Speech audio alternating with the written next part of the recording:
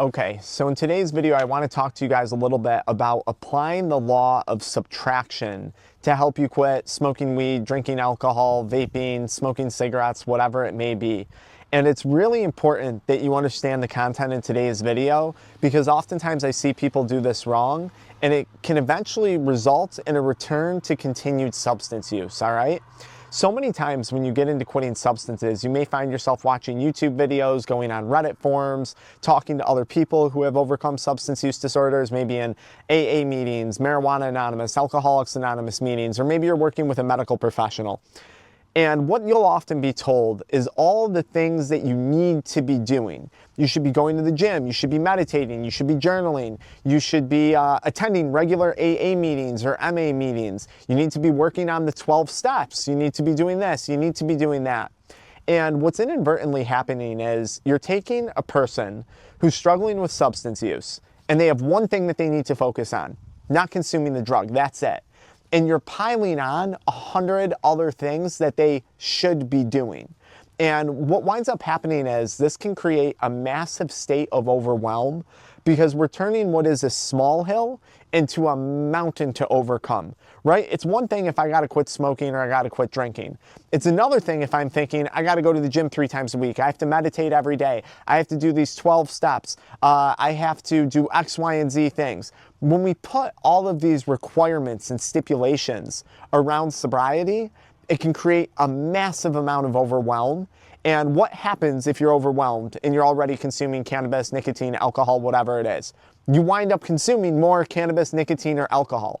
So in today's video, I'm going to show you guys how to apply the law of subtraction to take things off of your plate versus adding things onto your plate when it comes to quitting substances. And it should make this quitting process 1,000 times easier. And it should help you do it without relapse. Just like we did for this person here who we've been working with, a high-level CEO who recently quit consuming alcohol through our methods. And he says he's experiencing a sense of relief and clarity that he hasn't had in years. Or like this individual who's a realtor who quit smoking cigarettes 4 months ago and recently stopped consuming cannabis a month ago, all using our methods that I'm going to share with you in today's video. And that's just some proof that this stuff, it really works if you pay attention to it.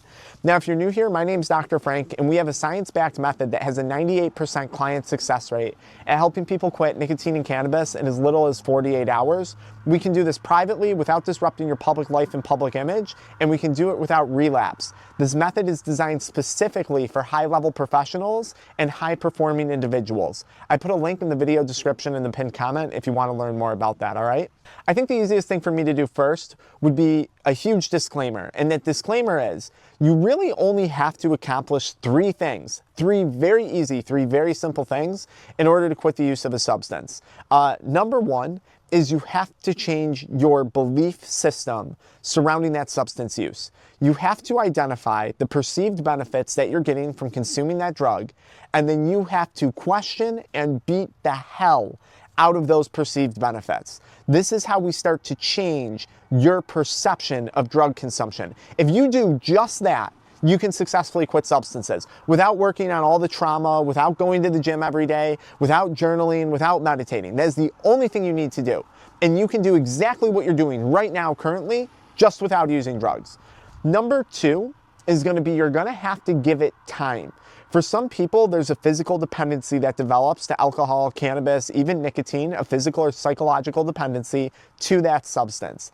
And it takes time to go through that detox and withdrawal process to break that dependency to that substance use. So you have to give it time, and you have to practice doing things sober over and over and over again.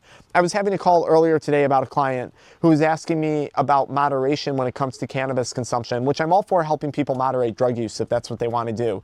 And it can be done very successfully. And he was asking me about, he has an event coming up with a bunch of his buddies he hasn't seen in a long time. And he's getting together with these friends and he was like, what do you think about me moderating? I've been 50 days off of cannabis. His life has improved in tremendous ways. More awareness, more mental clarity, more presence with his family. His execution in his career is significantly improved, right? The guy's in the app entrepreneur development space. And he was like, I'm thinking about moderating. And I said to him, well, look, I think you should go through this experience sober with your friends, and you should do it sober multiple times get those reps in to prove that you can do it sober. And then down the line, if you want to decide to consume for this social event, feel free to. And he was like, okay, that makes sense. So time. And then the only other thing you have to do to quit stopping the use of a substance is going to be understanding why you suffer from a dependency or a substance use disorder, understanding how cravings work, understand how dependency works, just starting to educate yourself a bit on dopamine and the other neurochemicals involved. Because once you have that education, you can start to rework this whole process from the back to the front. And it makes dismantling it significantly easier. If you're trying to accomplish something that you have no understanding of, it's very, very overwhelming. But once you understand why your brain is working the way it's working, it becomes much easier. Specifically, in regard to today's video, I think the last thing you need to be doing, especially if you're trying to run a family, you got 3 kids, 2 dogs at home, you own a business, you have this really demanding career, is be adding more stuff to your plate. What you probably need to be doing is looking at things and saying, what is it I need to remove? And this is using the law of subtraction to quit substances, and it makes the whole process much easier. So maybe there's other behaviors that you don't need to be adding into your day-to-day tasks, but that you need to be removing, right? So maybe you smoke weed, but also maybe you scroll on your phone for hours a day on TikTok and Instagram and YouTube Shorts and brain rot content, right? And that's leading to procrastination, and that's screwing up your work, right?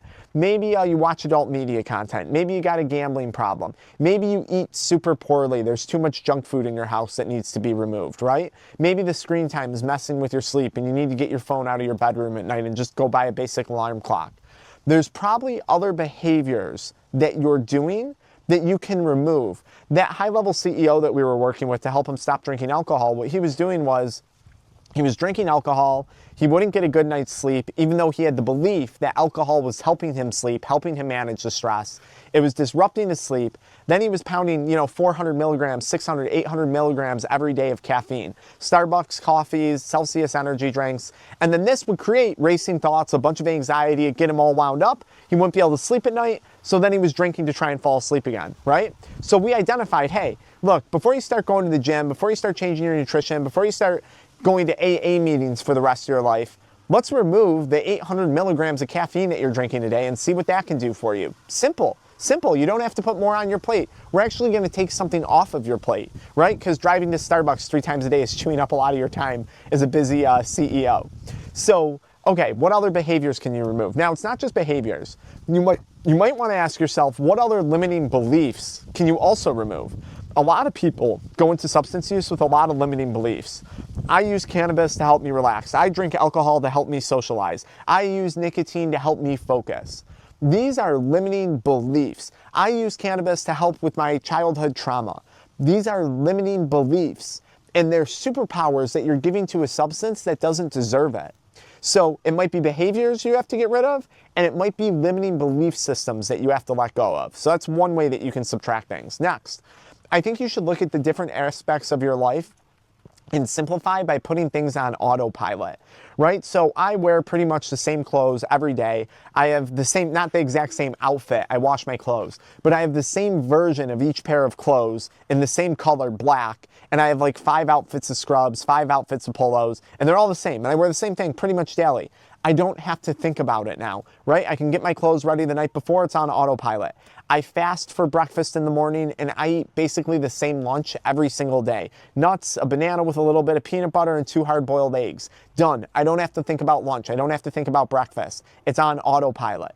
I have blocks scheduled throughout my day from when I do certain things. I have a period of time where I'm answering voice notes from clients that we work with one-on-one. And then I have a period of time that I'm doing Zoom calls. Then I have a period of time where I'm filming videos, right? Then I have a period of time at the end of the day where I'm taking business meetings. If you start to put things on autopilot, you're gonna eliminate a lot of that stress and that mental bandwidth that's going to unnecessary decision making. I'll give you a really stupid example of this, but you might be able to relate to it. When I quit drinking and quit smoking, I became obsessed with tea. And I had like hundreds of different types of teas in my pantry, in my kitchen, in my home. And I became so obsessive trying to figure out which tea am I going to drink and this and that. And I was using so much mental bandwidth to try and make this stupid decision that really does nothing for moving the needle forward in my life. it was exhausting. So eventually I just said to myself, Frank, that's it. Get rid of all the tea, get rid of all the drinks. You're gonna drink hot lemon water, and then when I want a little bit of flavor, I drink the iced sparkling water drinks. Yes, they have sucralose in it, but I could care less, okay? Just being honest, I don't care. So like simplifying things helps to reduce stress, and it removes, and when you reduce stress, you reduce overwhelm. When you reduce stress and overwhelm, you're gonna be less inclined to go consume the substance. If you're of the current belief that consuming substances helps you with stress and overwhelm, that goes back to my first point. You really wanna make sure you dismantle that. The third thing you're gonna wanna do is celebrate letting go of something. As people, when we face problems, we're always trying to add on more stuff to solve the problem. And then in a lot of cases, it should be, what do you need to let go of to sort this problem out? And people will celebrate like, yeah, I got a new gym routine, I got a new this routine, I got a new that. But like, you could equally celebrate dropping 400 milligrams of caffeine a day. You could equally celebrate not eating the cake at night or dessert every night after dinner. So celebrate these small wins as you let go of things. Letting go of stuff and figuring out what not to partake in my own experience, has been a higher level, resulted in a higher level of productivity and done a greater job at reducing procrastination than adding things into my life, okay? You know, when I was working with that gentleman, helping him quit alcohol that I've referenced a few times here, you know, he left this ultra expensive 48-day rehab where he played golf and hiked a lot. And he was like, you know, now I'm home and they're telling me I got to attend these meetings regularly, you know, AA meetings, Sunday morning when I'm trying to drive my kids to soccer practice, this and that. I was like, no, look, we don't got to do any of that. You already have a busy enough life.